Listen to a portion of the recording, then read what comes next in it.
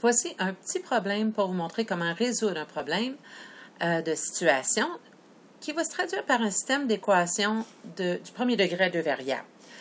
Là, ce qu'on va faire, c'est qu'on va identifier les deux variables. On va lire la question, puis on va identifier c'est qui le x, c'est qui le y. Ensuite, on va poser les équations et on va représenter les deux droites dans le graphique, ici, graphiquement. Et on va trouver le couple-solution, donc le point de rencontre. Et ce point de rencontre-là, le couple-solution, va nous aider à répondre à la question. Donc, ici, au numéro 1, on a l'âge de José est le double de celui de son frère. Donc, on pourrait s'imaginer que José a 10 ans et son frère a 5 ans, ou José a 20 ans et son frère a 10 ans. Bon, on peut prendre n'importe quel double, là. Mais on voit ici, avec juste cette petite phrase-là, qu'il y a beaucoup de possibilités. On ne peut pas juste dire, ah, ben c'est ça, c'est 10 et 5. Ben non, on ne peut pas dire ça. On a une autre information, donc ça va être l'autre équation. Ensemble, puis là, je vous avais déjà dit que ensemble, c'était une addition, là. Ils ont 18 ans. Qu'est-ce qu'on ne connaît pas? On ne connaît pas l'âge de José et l'âge de son frère. C'est ça qu'on cherche. Donc, on a X, l'âge de José, Y, l'âge de Stéphane. On dit que l'âge de José est le double de celui de son frère. Donc, José a, si vous voulez, là, sur la balance, plus d'âge, plus d'années que Stéphane. Donc, le truc que je vous ai donné dans les autres vidéos, c'était de toujours vous garder à la même comparaison. Donc, on va ajouter ou multiplier le plus petit pour donner une égalité entre José et Stéphane. Là. Donc, c'est elle qui a le plus d'années. Donc, ici, là, on ne dira pas plus 2, c'est doublé, là. Donc, on va dire 2 fois. José est égal à 2 fois l'âge de Stéphane. Donc, ça nous donne, pour l'équation 1, x, qui est José, l'âge de José, égale 2 fois l'âge de Stéphane. Ensuite, on a ensemble, ils ont 18 ans. Donc, l'âge de José plus l'âge de Stéphane est de 18. Peut-être que mentalement, si vous êtes assez rapide, vous avez bien dormi, vous avez déjà trouvé la solution. Ça se peut. C'est pas ça le point. Ici, c'était pour vous montrer comment on faisait. Donc, on identifie les deux variables, on dit qui est X, qui est Y, on pose les deux équations, parce que ça ne sera pas toujours là, quelque chose aussi simple que ça. Donc, tu sais, des fois, il va y avoir soit des nombres en décimales ou, bon, peu importe. Donc, si on prend ces deux équations-là, pour les mettre dans le plan cartésien, il va falloir premièrement nommer notre axe des X et l'axe des Y et graduer. Vu qu'il y a un 18 ans ici, une fois qu'on va isoler, là, le x va arriver de l'autre côté pour le mettre sur la forme y égale mx plus b, on sait que ça va donner y est égal à moins x plus 18. T'sais, mon ordonnée à l'origine va être 18. Fait que je n'irai pas 1, 2, 3, 4, 5. Tu peux compter le nombre de coches, mais je vois ici qu'on pourrait y aller par 2, 4, 6, 8 et ainsi de suite. Donc, ça nous donnerait quelque chose comme ça. J'ai identifié, j'ai gradué et au fond, il faudrait que je mette un titre ici. Il ne me donne pas beaucoup de place, donc je mettrais probablement l'âge de Stéphane par rapport à l'âge de José. Bon, c'est pas très beau. C'était un petit peu écrasé. Mais en tout cas, je vais vous le lire. L'âge, on dirait que c'est un D, mais c'est un L que j'essaie de faire cute. Là. Bon, l'âge de Stéphane par rapport à l'âge de José. On va isoler notre Y pour avoir la forme Y égale mx plus b. Personnellement, avec juste la forme qui est là, je serais capable de faire une table de valeurs, probablement plusieurs entre vous aussi.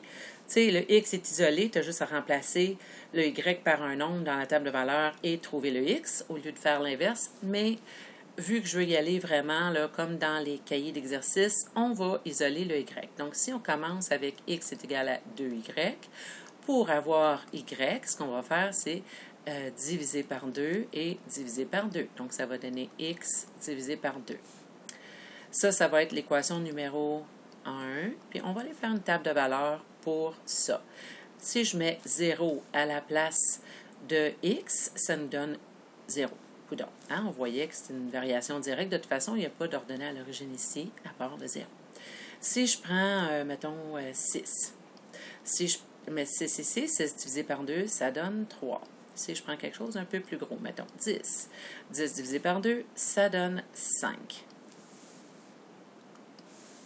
C'est correct. Je l'ai effacé parce que j'aimerais ça trouver quelque chose qui va arriver comme pair, tu sais, pour que ça soit vraiment un coin très précis. Toi, il faut peut-être trouver un point de rencontre dans un graphique, à moins d'avoir des feuilles quadrillées là, vraiment extrêmement précis, puis tu as été gradué de façon incroyable, on va essayer de trouver quelque chose le plus précisément possible. Donc, si je prends au lieu de 10, pardon, je vais prendre 12, mettons. Ben, 12 divisé par 2, ça donne 6. Je vais prendre 16 divisé par 2 donne 8. Vous voyez l'idée? Donc, je vais aller placer ces points-là. Ils sont placés. Comme on peut voir, le 3, ben, c'est facile d'aller au milieu. C'est juste si on t'en a plein qui sont au milieu, puis pas sur un coin, tu risques de dévier un petit peu ta droite. Donc là, je vais la tracer. C'est toujours une bonne idée d'identifier ta droite aussi parce que, vu que tu as deux équations, si tu fais une petite erreur de distraction dans la première et dans la deuxième, bien, ça va être très difficile de te retrouver ou encore pour que ton prof te corrige, là, ça va être un peu un chaos. T'sais, on ne sait même plus c'est laquelle des fois qui est la bonne. Donc, c'est ça. Ici, je vois que j'aurai toutes les possibilités. Imaginez tous les points qui sont là-dessus sont des possibilités pour l'âge de Stéphane et l'âge de José. Chaque point qu'il y a là pourrait être l'âge de Stéphane et l'âge de José. C'est sûr que 0, là, ici, honnêtement, on aurait pu le tasser. Mais c'est juste une droite qui représente. Donc oui, tu sais, José pourrait avoir 12 ans et Stéphane. OK. Là, si j'isole ici dans celle-là, je peux dire moins x. Et je vais me retrouver avec y est égal à moins x plus 18. De valeur. C'est bien sûr que, vu que le B c'est 18, on a le point 0,18, parce que de toute façon, si tu remplaces x par 0, il reste 18. Si tu remplaces par, je ne sais pas moi, 4, ça va donner moins 4, plus 18, qui va donner 14. Et un autre, mettons, là, pourquoi pas 10. Hein? Bon, moins 10, plus 18, ça va donner 8. Plaçons ces points-là. Ce qu'on peut voir ici, c'est justement, on a un beau point de rencontre là, qui arrive très, très bien ici. Donc, vis-à-vis le 12 pour X et le 6 pour Y. Comme je l'avais dit, peut-être que vous l'aviez trouvé juste en lisant la phrase, là, parce qu'il n'était pas trop compliqué, mais c'est pas grave. L'idée, c'est de savoir comment le faire. Donc, tu as le couple 12-6. Donc, le couple solution et 12, 6. Mais qu'est-ce que ça veut dire, ça? Ça veut dire que des possibilités qu'il y avait ici pour l'âge de Stéphane et de José, bien, il y en avait une autre droite qui montrait plein d'autres possibilités aussi, parce qu'on savait que l'addition de ces deux âges-là donnait 18. Mais c'est pas vrai que tout le monde fonctionnait là-dedans. Pas tous les points fonctionnaient là-dedans, parce que, tu sais, mettons, 2, 16. Ben, 2, 16, oui, il fonctionne pour la droite mauve, parce que 2 plus 16, ça donne 18, mais c'est pas vrai que 16, c'est le double de 2. Fait qu'il fallait vraiment trouver le couple qui fonctionnait et pour José a le double de l'âge de Stéphane, et José plus Stéphane donnait 18, ben, leur âge, je veux dire. Donc, on l'a trouvé. 12, c'est le double de 6, et aussi 12 plus 6, ça donne 18.